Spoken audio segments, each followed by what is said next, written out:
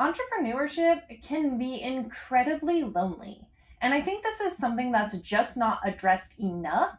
And as we're exploring this, I think the reasons why entrepreneurship can be so lonely don't really make a lot of sense until we really start to dissect them. My name is Sheena, and I have owned and operated my own dietitian practice for the past decade. And if you're interested in getting started with your private practice, definitely click that subscribe button and the alert button so you don't miss any new episodes. So, when we talk about entrepreneurship being lonely, a lot of times we think, well, we just don't have coworkers, or we don't have a boss, or we don't leave the house.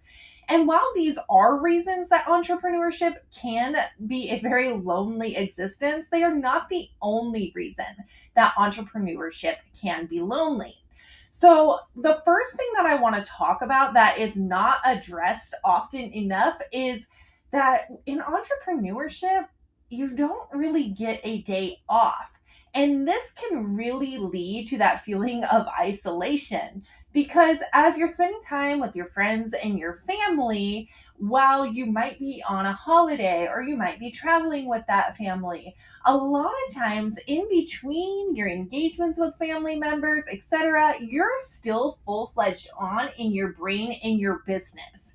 And this is just a part of being an entrepreneur. I will say, as you grow in your practice and as you get more time under your belt, at least 5+ years in my experience, you are able to kind of mitigate that work on and off voice a little bit better because you're a little bit more fine tuned into your exact tasks for the day, exactly what you do, exactly what you don't do, and you're able to clarify that a little bit more. But in the beginning of your entrepreneur journey, you've likely got 7,000 new ideas happening in your brain at all times, and you're trying them out one by one, creating logical steps in which these could work because you haven't solidified exactly what you want to do in your business yet. And even if you think that you have that solidified, you might go on social media, see another entrepreneur doing something really cool and different, and think, I need to try that on as well. And so we just have this constant myriad of ideas in our brain, especially in those initial stages of private practice, that really kind of isolated us, even if there's 100 people around us.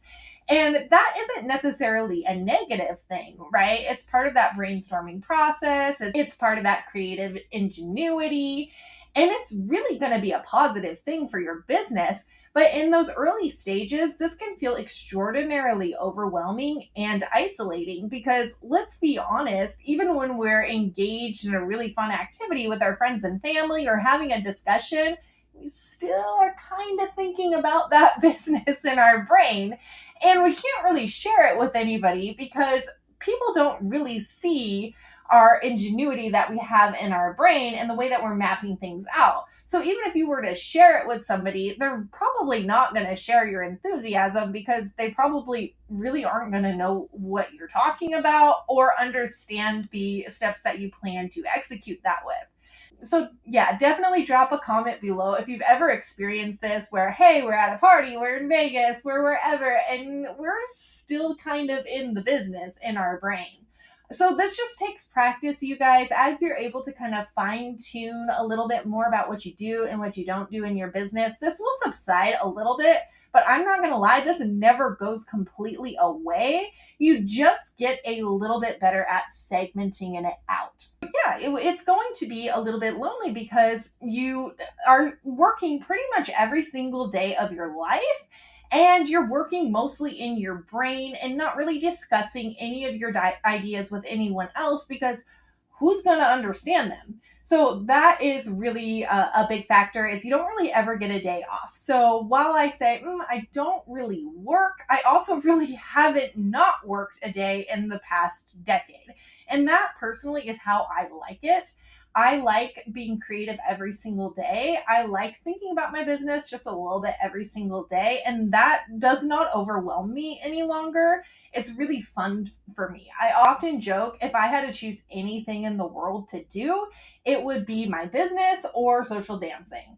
And so if I wanted to choose something to do, it usually is going to be business. Sure, I spend a portion of my day thinking about business and a portion of my day doing something fun. So it works out for me. But just know that your life is going to be very, very different once you become an entrepreneur, including that thought process in your brain.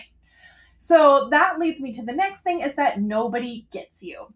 And we talked about this a little bit in that first key, which is you don't really get a day off. But when we're saying nobody gets you, most people can't really understand why you're taking all of this risk to create this thing when you could just go get a job and have some solid income and have a 9 to 5 and work 40 hours instead of working 80 hours. And they don't really logically see the reason why you might be sacrificing some potential income right now to start your business in order to grow something lucrative in the future, that time flexibility.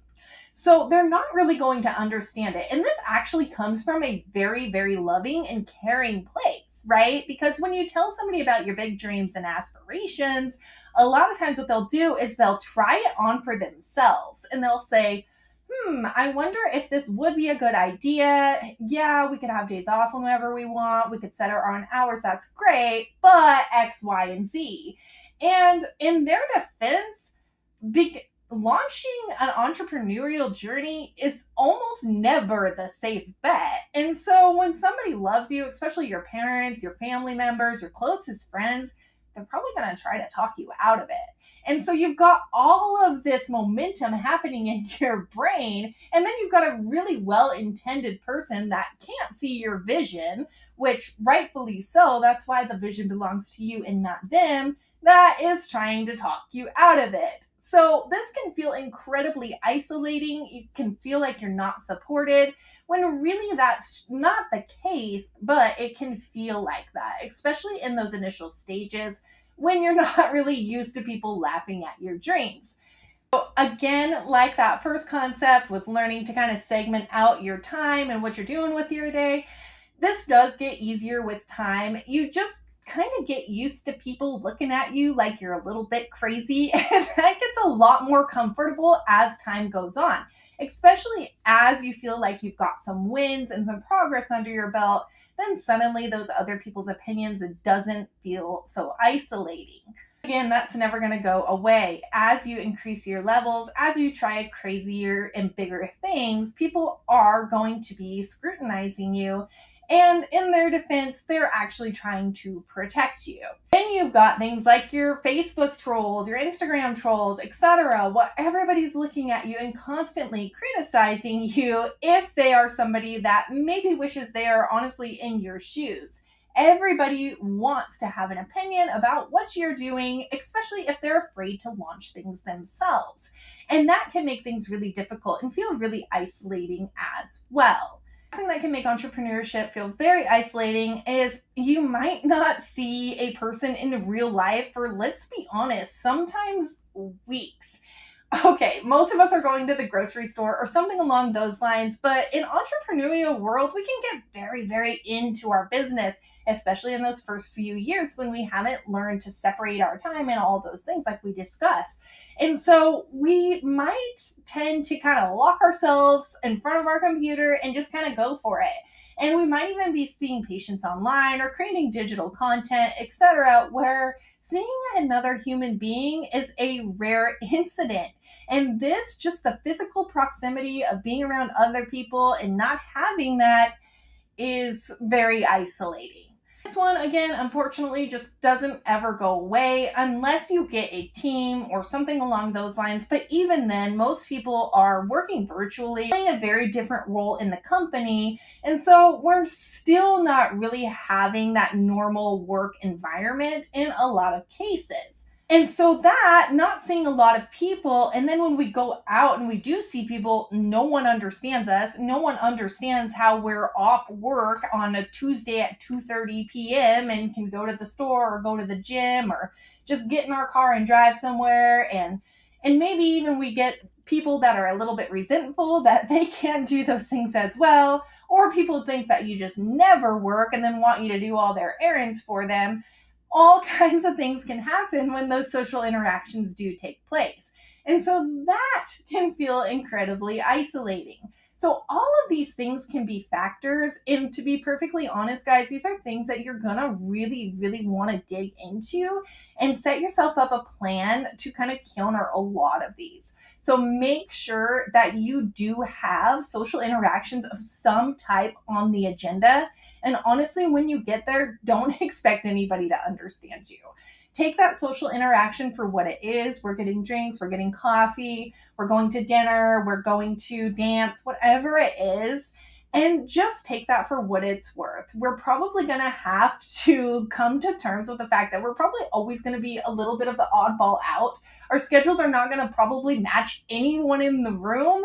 And that's okay. Our lifestyle is different now. It is going to be different. And we need to stop trying to connect with individuals that are living on the 9 to 5, 40-hour a week schedule, because it's just not going to be feasible and people are not going to understand us. And worst case scenario, be a little bit resentful, even though they have no idea what's actually happening in our mind and the 24-hour workday that actually happens. Set yourself up with success. Some of the things that I do is I do a lot of social dancing, at least 3 to 4 times a week. I'm constantly socially dancing, which is an excellent activity because we don't have to do a lot of talking about business, etc. And so we connect on that other level, which is the shared hobby. But it could also be doing things like taking art classes or doing something in the community, going to a farmer's market, etc. But making sure that you really do have something set on your schedule, probably at least 2 to 3 times a week if you're working from home or working virtually, or you will go crazy. And the worst part is you will not even know that you are going crazy because you will be so isolated and in that zone that you will just snap one day. So I'm speaking from personal experience. We can get very resentful of our business if we do not take the appropriate steps to not have that isolation factor in place. Real life people, real life social situations are incredibly important, especially since we will not be getting that in our day-to-day activities in our business. I hope that this information was helpful for you. If so, please consider liking, subscribing, and sharing with a friend.